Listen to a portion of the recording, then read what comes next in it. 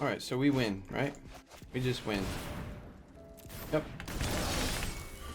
We win. Hello everyone, it's the Grey Goose, and today on the Sunday Dealer's Choice, I went ahead and went with Gruul Aggro. I haven't played it in a minute, and I felt like doing a creature stomp down deck after the mono green stompy from yesterday, so at least this version can run Embercleave, as you see behind me. It's OP.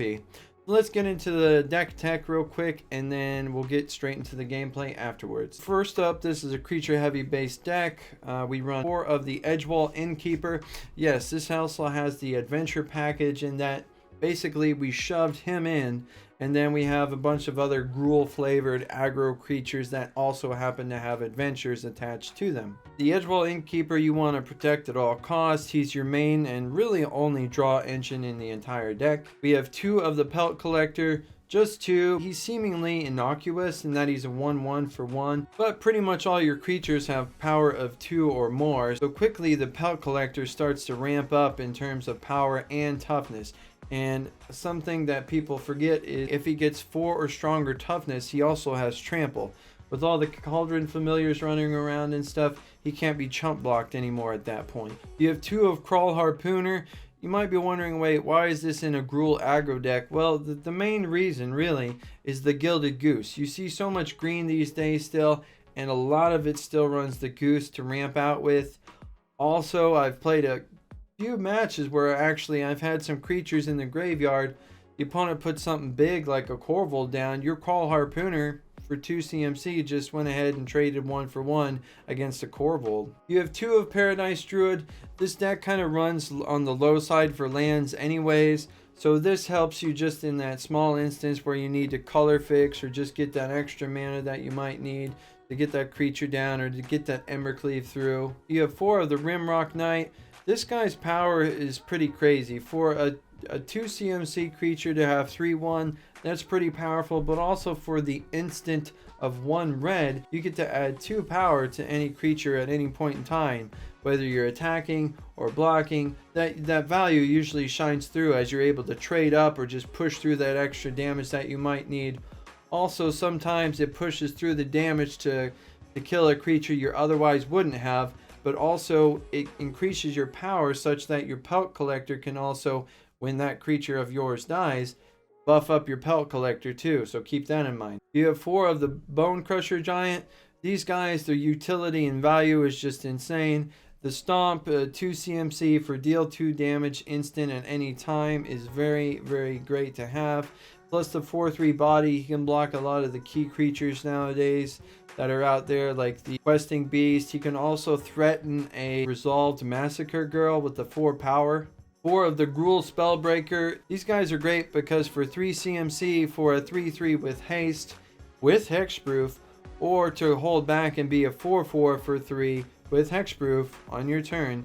These guys are pretty powerful additions into the Gruul Aggro deck. You have 4 of your Lovestruck Beast. These guys, in any adventure deck, you'll typically find them. 5/5, it's a great attacker, also great blocker, and it gives you extra bodies on the board, opportunities to like Domri, something insane with a 5 power creature turning into a 6/6.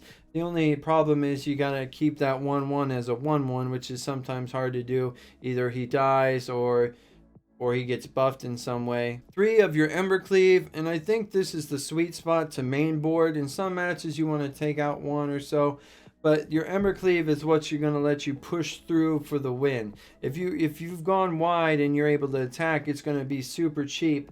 But also if you just have that one singular guy with high power and they think they can chump block you, well, you can flash it in to go through them with your first strike and your trample damage. Plus, if you put it on something like a Questing Beast, you only have to assign 1 attack damage to that creature to go through it completely. So think about that. If your 4/4 Questing Beast is now a 5/5 with this, so it's going to do 9 damage on any creature, 1 creature blocking it, because you only have to assign 1 damage to go through. You have 3 of Domri's Ambush. I think right now that's a sweet spot for the main board. Sometimes you wish you would have 4 of in your main, and sometimes you wish you would have 0. But basically, anytime you're up against any sort of deck with a lot of creatures on the board, You want to have these so you can trade into favorably, and also get rid of chump blockers so you can push through that key damage while also pumping up your creatures. It's worth noting also it can take care of key planeswalkers if you see them, but typically these days the decks I'm running up against are mostly all creatures. So for lands, we just have 24 in this deck, including 3 Fabled Passages. I think that's the sweet spot. There's been matches where I've flooded out, and then there's been a couple where I've been on the lower side. Overall, I've been tending to think I might try and go down from 24 to 23, but I think 24 right now is the sweet spot. So for our sideboard, we have one more Domri's Ambush. This is just great in any match where you're going up against a lot of creatures on your opponent's side too, because the 2 creatures don't actually fight. It just assigns the +1 damage to the opponent's creature or planeswalker. So generally, it's a 2 CMC to get rid of something and buff up something, so you have no loss. That's a great trade. 4 of Cindervines. If you're ever going against a deck that's super heavy on instants or sorceries, you just sub those in. There's something to be said about possibly sideboarding them in too against the artifact and enchantment based decks out there. I still am a bit reserved unless it's a deck that focuses heavily on instants and sorceries, but that's up to you to make that decision. 3 of Embereth Shieldbreaker. These are the guys that I like to use in any deck with artifacts that are worth getting rid of. Jund Sacrifice, what I see a lot of these days. Think of Witch's Oven. Think of a food token on occasion. Occasionally, you'll go up against like a Lucky Clover deck. It's really good to get rid of those, obviously. 1 of Redcap Melee. If you're going against a deck that has any sort of red in it, I would recommend you sideboard this in. Instant for 1 red, deal 4 damage to a red object or any other. It's just too powerful to not. 3 of Shifting Ceratops. Anytime you're going against a blue deck, you basically want to shove 3 of those in. And also 3 of Shock. Anytime you're going against a deck that has a creature that heavily enables the opponent's deck, such as the opponent's Edgewall Innkeeper, or even like a Gilded Goose, or potentially, like today, I went up against a mono black, the Priest of Forgotten Gods. You just shock those down, and then you ruin a big part of their combo. So all in all, I think Gruul is in a pretty good spot against other creature-based decks. The only caveat to this is, if you're going against a deck including Jund Sacrifice that has black in it, beware of Massacre Girl. Massacre Girl right now is the main reason I think that Gruul is having a hard time, if any. Otherwise, they would be near unstoppable. But Massacre Girl, with all your creatures, with all their creatures, it's usually just a board wipe. And a board wipe against a Gruul Aggro deck, that's hard to come back from if you can at all. And if you would like to see a random daily deck tech video, consider liking or subscribing. I make a video every day. Catch you guys tomorrow. Alright, with our Gruul Aggro, we have a good turn 1. We're on the draw though. I don't know. We're going max against max, so we'll see who the greater max is here, right?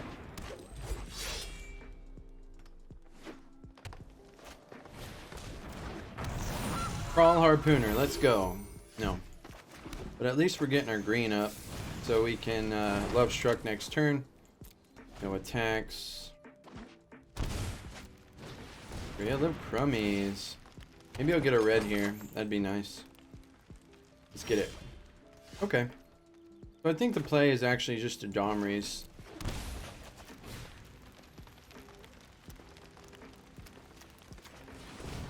This Pelt Collector is going to go up as time goes on anyways, so I might as well target him instead of the human to keep it as a 1/1 for the Love Struck Beast. So he's able to draw 1 card off of the Gilded Goose, but at least he can't ramp out with the Goose now or make any more food.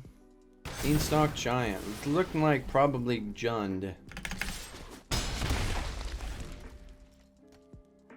Seen a lot of Jund lately, guys. Standard ranked in gold, at least. That's all it is. That's all that it is. So I think the play is actually just going to be, let's taste it out. Let's get some damage going here ASAP. If he has a Massacre Girl, we're screwed. But if he doesn't,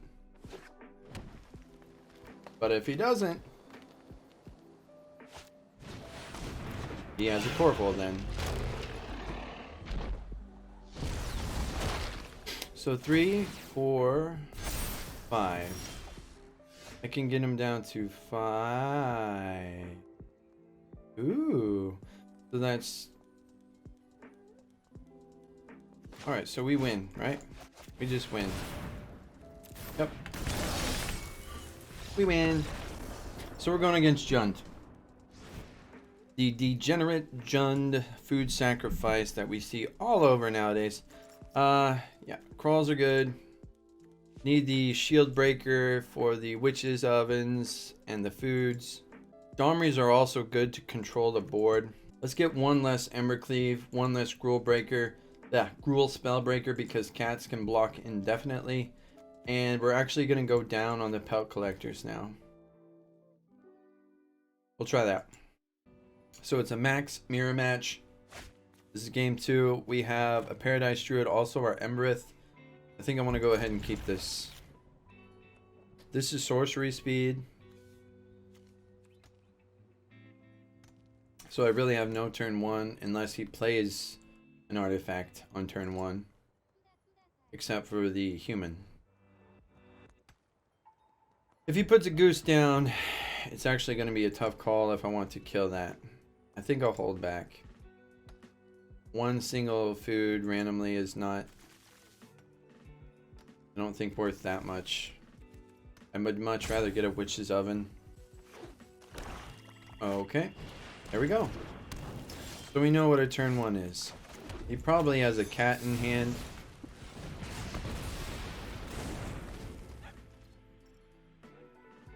But that was value. Okay. So he still has the other half of the engine online here. Since I don't see a land, I'm going to play Paradise Druid no matter what here to guarantee I can do 3 CMC worth of things.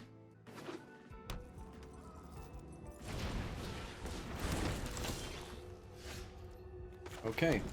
So I could Questing Beast here, and I think that's probably going to be the play, right?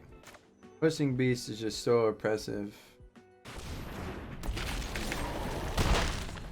Also, then I can Domri's Ambush onto the Questing Lovestruck Beast. Questing Beast, Lovestruck Beast. I can Domri's onto the Questing Beast and kill his Lovestruck Beast. He might have a Murderous Rider here, though. I'm not worried about his Lovestruck Beast attacking us. I'm worrying about it blocking. Their deck is more reserved with killing you down by pinging and potentially an explosive finish with Korvold. Or like a Massacre Girl that just, well, massacres. I've seen so much of that tonight too. It is so hard playing Gruul right now because of Massacre Girl.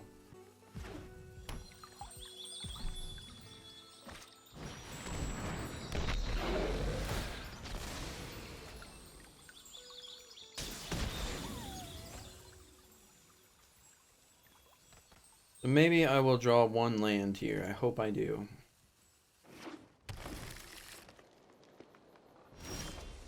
Cool. So I want a Domri's. The question is, what else do I want to do? What else do I want to do here? Stomp? Save a Stomp? I think that's going to be the play, actually. Okay. And then I save the Stomp.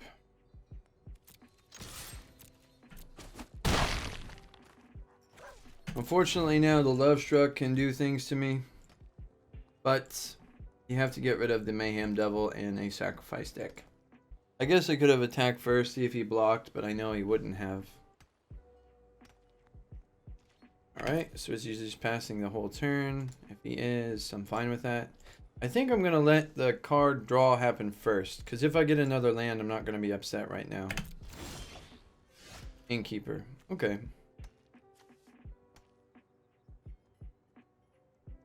Let me attack first. I have no hasty boys. I feel like he has a Murderous Rider. Takes him down to 7. Okay.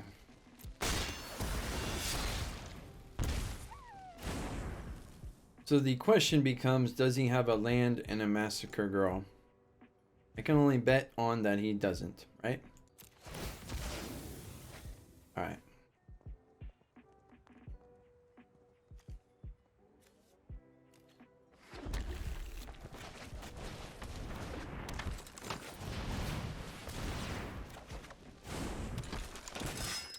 Okay. We have a decent smattering of adventure creatures here, so he has to have some sort of board clear and or targeted removal for the innkeeper, or it might be just too much for him to bear. I do need more lands to really pop off here, but I don't think that's going to be enough for him. So we are... Let's go ahead, haste up and attack. Right? I don't know. I'm going to attack with the 2-1.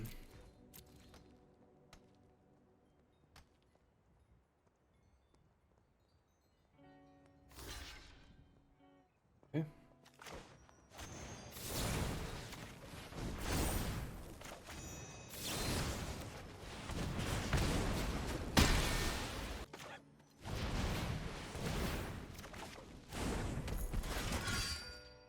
Alright, so now we're getting to the point where we have enough lands, we just need finishers. Embercleave, Questing Beast, maybe another Domries to get through whatever blocker he's going to throw in the way now. You could Massacre here. Okay. Oh my gosh, that's good. That is really good. He doesn't get to heal any from the Murderous Rider here.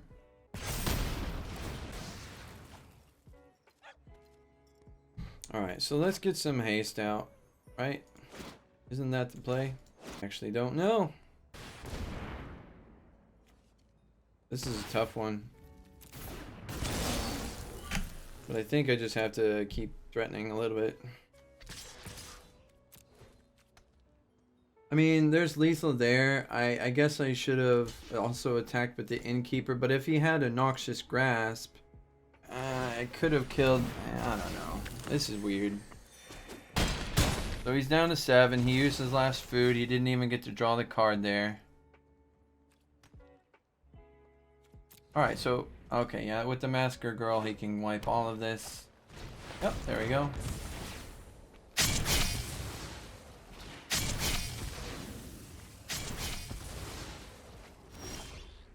Yeah, basically just don't play a creature combo deck nowadays, guys, because there's so much Jund sacrifice, and even I've seen the mono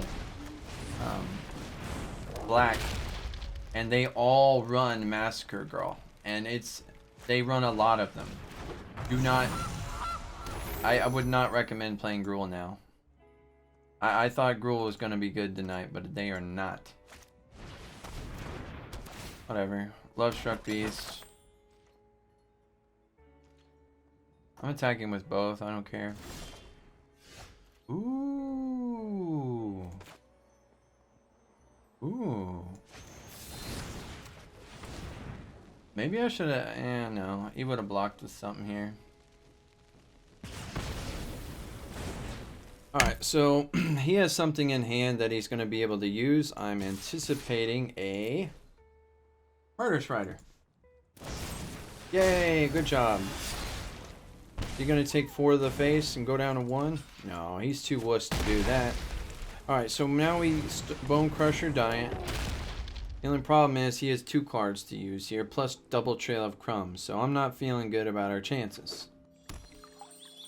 Whatever, it's a land, but he still has all those food with the Trail of Crumbs. He could cast 4 mana to gain 3 cards. 2 cards. And he would have 3 mana left over.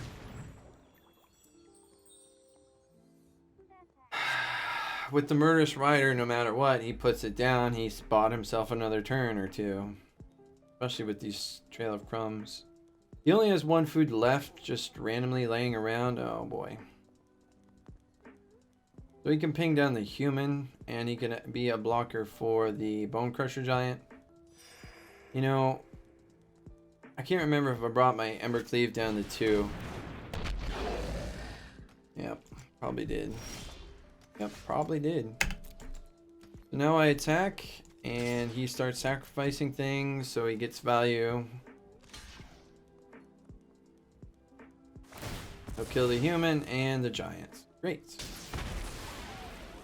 And 8 health seems kind of hard to reach from having nothing on the board while he has a draw engine online. He'll be able to draw 2 more extra cards, so he's going to have 3 cards next turn plus the Murderous Rider. I am not feeling good about our chances this game. There's the Murderous, and he might just play... Wait, no, he's going all in.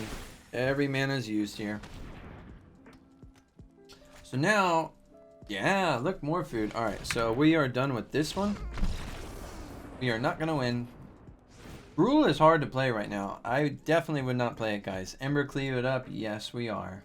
We are for sure. One less of the Love Struck. They're too slow. Against these Jund Sacrifice decks, what you're doing is you're providing a 1/1 on the board to automatically start the chain for Massacre Girl. There's usually other 1/1s, but it's worth noting. Not to mention the 5/5 gets chump block all day by any cat.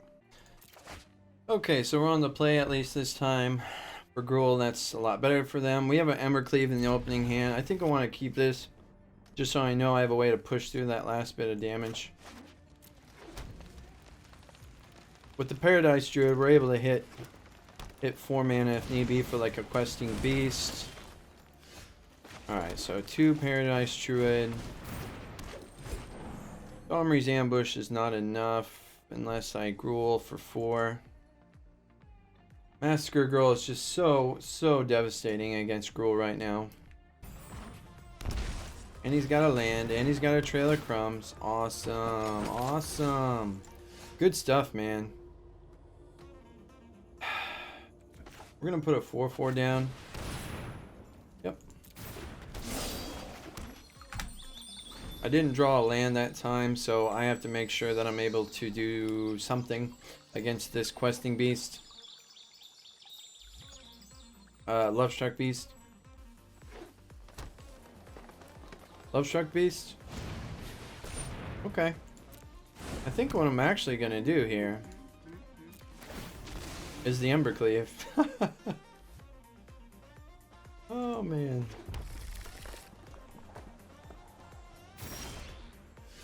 So the problem becomes though, if I end up attacking with both to proc the Embercleave and he chooses to block the Paradise Druid, we're in a rougher spot. So I think I have to Domri's, and I don't want to, but I'm gonna. I want to save the questing beast so he can't be chump blocked by this little stuff. So this turn he might be chump blocked though. Let's see. Nope. So actually, we're looking at a spot that's semi-decent for Embercleave win. Yeah.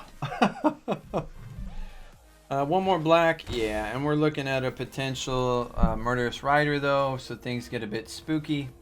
And then the next turn is guaranteed Massacre Girl, right? But he shocked that in. He shocked that in, didn't he?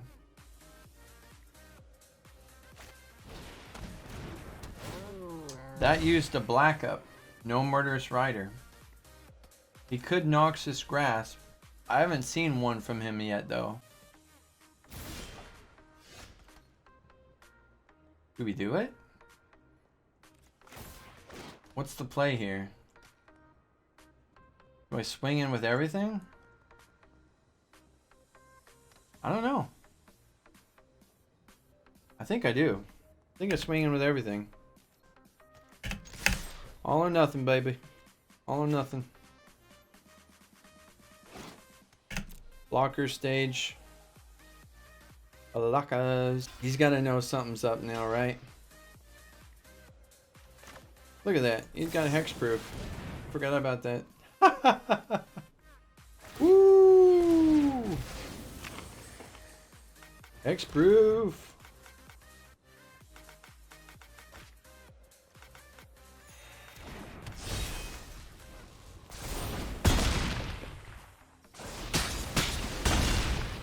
Questing Beast for the win. Questing Beast! That's not gonna save you, dude. Not at all. GG.